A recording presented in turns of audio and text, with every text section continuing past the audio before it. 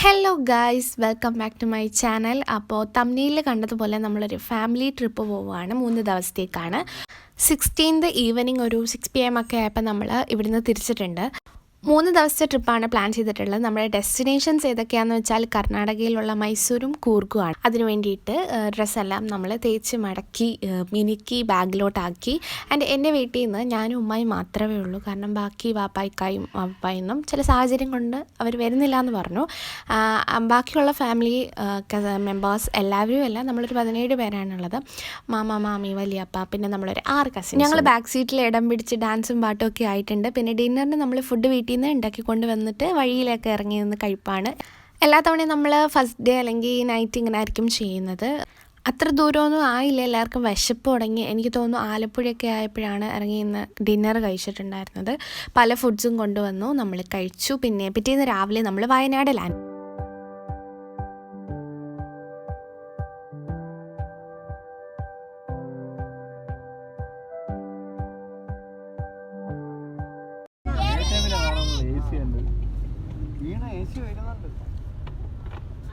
നമ്മളിപ്പോൾ വയനാട് ഇറങ്ങിയിട്ടൊന്ന് ഫ്രഷപ്പ് ആയിട്ട് ഇപ്പം അടുത്ത നമ്മുടെ ഡെസ്റ്റിനേഷനിലോട്ട് പോകാൻ പോവാണ്, കൂർഗ്. അവിടെ അല്ലേ പോകുന്നത് ഇപ്പോൾ. പക്ഷെ എനിക്ക് നല്ല വിശപ്പുണ്ട്. കുറെ നേരമായിട്ട് പറയുന്ന ആരും എന്നെ മൈൻഡ് ചെയ്യുന്നില്ല. പത്തിരിയോ?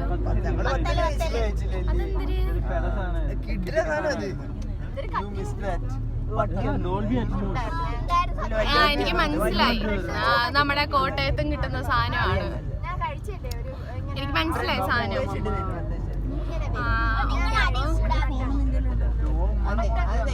ഉറക്കവും വരുന്നുണ്ട്, ഭയങ്കര ബഹളമാണ്. ഞാൻ പിന്നെ വരാം. അങ്ങനെ പറഞ്ഞ് ബ്രേക്ക്ഫാസ്റ്റ് കഴിക്കാൻ വേണ്ടിയിട്ട് ഒരു സ്ഥലത്ത് നിർത്തുന്നുണ്ടായിരുന്നു. അപ്പോഴേക്കും നമ്മൾ കർണാടക ടച്ച് ചെയ്തെന്ന് തോന്നുന്നു, ബോർഡറിലായിട്ടുണ്ട്. അപ്പം അവിടെ ഒരു ഹോട്ടലിൽ കയറിയിട്ട് എല്ലാവരും ഒരു വെജ് ഹോട്ടലാണ് കയറിയത്. ഒരു നെയ്റോസ്റ്റും പിന്നെ ദോശയും മസാലദോശയും പൂരിയൊക്കെയാണ് ഓർഡർ ചെയ്തിട്ടുണ്ടായിരുന്നത്. ഞാൻ എവിടെ പോയാലും നെയ്റോസ്റ്റാണ് ഓർഡർ ചെയ്യാറ്. അതെൻ്റെ ഒരു പതിവാണ്, എനിക്ക് ഭയങ്കര ഇഷ്ടമാണ്. അപ്പോൾ അത് ഓർഡർ ചെയ്തു, കഴിച്ചു. കുറേ ടൈം എടുത്തു ഫുഡ് വരാൻ വേണ്ടിയിട്ട്. നമ്മുടെ ടൈം അങ്ങനെ പൊയ്ക്കൊണ്ടിരിക്കുമായിരുന്നു.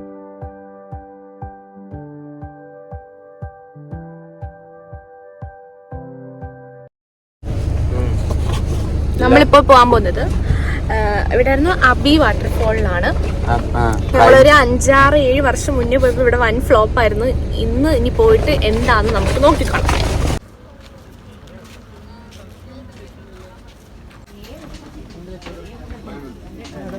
ഇപ്പൊ എന്തിനാണ് ഇവിടെ നിൽക്കുന്നത്? എക്സ്പ്ലെയിൻ. അബി വാട്ടർഫോൾസിലെ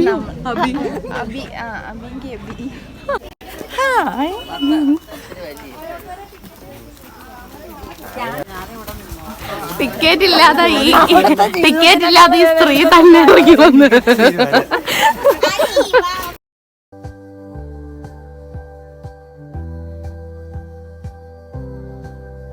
അന്ന് വന്ന അണക്കത്തെ അതേ സ്ഥലം, ഒരു മാറ്റമില്ല. ഇത്രേ കാണാൻ പറ്റൂ ഇവിടെ. ഒരു വ്യൂ സെറ്റ് ചെയ്തിട്ടുണ്ട്. അത്രേ ഉള്ളൂ, കാണിച്ചു തരാം. അത്രേ ഉള്ളൂ. അന്ന് വന്നപ്പോ ഇത്രേ ഉള്ളായിരുന്നു. ഇവിടെ വരെ അന്ന് വന്നപ്പോ ഈ വ്യൂ ഇല്ലായിരുന്നു. പിന്നെ ഇവിടെ വരെ പോലും വരാനൊന്നും സമ്മതിച്ചില്ല. അത്രേ ഉള്ളൂ. എങ്കിലും വലിയ വർത്തായിട്ടുള്ള ഒരു കാര്യമൊന്നും അല്ല ടിക്കറ്റ്. കർണാടക ആയതുകൊണ്ടും കുറച്ച് മലയാളികളെ ഉള്ളത് കൊണ്ടും നമുക്ക് ധൈര്യമായിട്ട് എന്ത് വേണമെങ്കിലും പറയാം.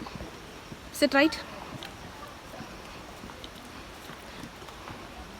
അങ്ങനെ അതെല്ലാം കഴിഞ്ഞ് ഇറങ്ങിയപ്പോൾ ലഞ്ച് ടൈമായി. നമ്മളവിടെ ഒരു വീണ്ടും വെജിറ്റേറിയൻ ഹോട്ടലിൽ കയറിയിട്ടുണ്ട്. അങ്ങനെ അവിടുന്ന് ഒരു സൗത്ത് മീൽസോ അങ്ങനെ എന്താണ്ട് സൗത്ത് ഇന്ത്യൻ മീൽസ് എന്ന് പറഞ്ഞ സംഭവം ഞാനും ഉമ്മായും കൂടെ ഓർഡർ ചെയ്തു. ഞങ്ങൾ ഒരെണ്ണം ഓർഡർ ചെയ്തത് കണ്ടു, ഇത്രയും വലുപ്പമുണ്ട്. ഇതെല്ലാം കൂടെ ഞാൻ ഒറ്റയ്ക്ക് കഴിക്കില്ല, ഉമ്മായും കഴിക്കില്ല. അങ്ങനെ ഒരെണ്ണം വാങ്ങിച്ച് 2ആയിട്ട് കഴിച്ചു. ചോറ്, സാമ്പാർ, രസം, പരിപ്പ് കറി, പിന്നെ പൂരി ഉണ്ടായിരുന്നു, പായസം ഒക്കെ ഉണ്ടായിരുന്നു. നല്ല അടിപൊളി ടേസ്റ്റായിരുന്നു. അങ്ങനെ ലഞ്ച് ടൈമൊക്കെ കഴിഞ്ഞു. കൂർഗിലോട്ട് നമ്മൾ പൊയ്ക്കൊണ്ടിരിക്കുകയാണ്. നല്ല മഴയൊക്കെ പെയ്തിട്ടുണ്ടായിരുന്നു. അപ്പം കർണാടക ടച്ച് ചെയ്തപ്പോഴേ മഴ തുടങ്ങി. പിന്നെ മഴയുടെ ഒരു കളി. നമ്മുടെ അടുത്ത ഡെസ്റ്റിനേഷൻ എത്തി. കൂർഗ് നമ്മൾ ഓൾറെഡി റീച്ച് ആയിട്ടുണ്ട്. അവിടെ നിന്ന് ഒരു ആനക്കോട്ടയോ അങ്ങനെ എന്തോ ഒരു സംഭവമായിരുന്നു. ഇത് നമ്മൾ പണ്ട് വന്നപ്പോഴത്തേക്കും നല്ല അടിപൊളിയായിരുന്നു കേട്ടോ. ഇവിടുന്ന് നമ്മൾ ക്രോസ് ചെയ്തപ്പുറത്ത് ഒരു ഐലൻഡൊക്കെ പോലെയായിരുന്നു, ആനയുള്ള സ്ഥലത്തൊക്കെ പോകുന്നു. പക്ഷേ ഇപ്പം എന്തൊക്കെയോ സംഭവിച്ചു, ഒന്നും ഇല്ലാത്ത പോലെ ഫീൽ ചെയ്തു. നമ്മൾ ചെന്നപ്പോഴത്തേക്കും ജസ്റ്റ് ഒരു വെള്ളമുണ്ട്, അവിടെ ഇറങ്ങാം, ഒരു ലിമിറ്റേഷൻ ഉണ്ട്, അതിനപ്പുറത്ത് ഇറങ്ങാൻ പറ്റില്ല. അങ്ങനെയായിരുന്നു. എങ്കിൽ നമ്മൾ ആ ഒരു ലിമിറ്റഡ് ഏരിയയിൽ നിന്ന് കളിച്ചു. പക്ഷെ എന്തോ കടിക്കുന്ന പോലെ തോന്നുന്നു.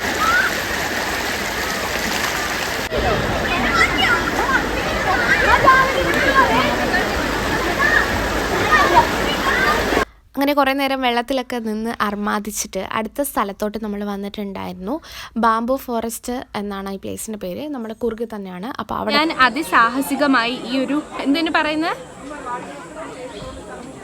ട്രീ ഹൗസ് അതിൽ കയറി. പക്ഷേ കയറിയപ്പോഴാണ് ഞാൻ ആലോചിച്ചത് എങ്ങനെ ഇറങ്ങും. എനിക്ക് നല്ല പേടിയാണ് ഹൈറ്റ്.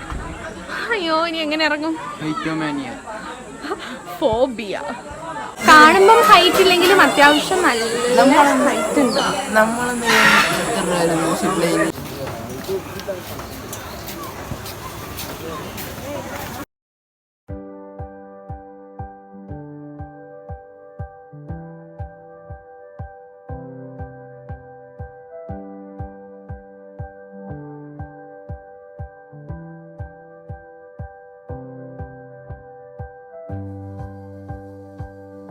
ശരിക്കും പറഞ്ഞാൽ ഇവിടെ ഒരു പീസ്ഫുൾ അറ്റ്മോസ്ഫിയർ തന്നെയാണ്. ഇതിനകത്ത് കയറുമ്പം തന്നെ ഒരു ശാന്തിയും സമാധാനമാണ്. നമ്മൾ ചെന്ന ടൈമിൽ അവിടുത്തെ പ്രാർത്ഥന നടക്കുമായിരുന്നു. അവിടുത്തെ ആൾക്കാർ, കൊച്ചു പിള്ളേരും വലിയ പിള്ളേരും എല്ലാവരും ഉണ്ട്. അപ്പോൾ മെയിൻ ആൾ നിന്ന് പ്രാർത്ഥിക്കുന്നു. അപ്പം അതിന് കൂടെ നിന്ന് ബാക്കി എല്ലാവരും നിരന്നിരുന്ന് പ്രാർത്ഥിക്കുന്നു. അപ്പം ഈ പ്രാർത്ഥനയുടെ ഇടയിലൂടെ ഈ ഒരാളിരുന്ന് ഫുഡ് കഴിക്കുന്നുണ്ടായിരുന്നു. നമ്മുടെ ക്ലാസ്സിലൊക്കെ ഇരുന്ന് നമ്മൾ ഒളിച്ചിരുന്ന് കഴിക്കുന്നതൊക്കെ പോലെ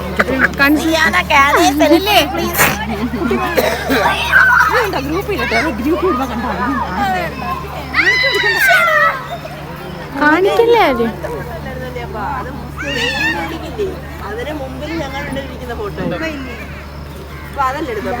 ആദ്യത്തെ ദിവസത്തെ കറക്കവും കാര്യങ്ങളൊക്കെ കഴിഞ്ഞ് നമ്മളൊരു ഹോട്ടലിൽ എത്തിയിട്ടുണ്ട്.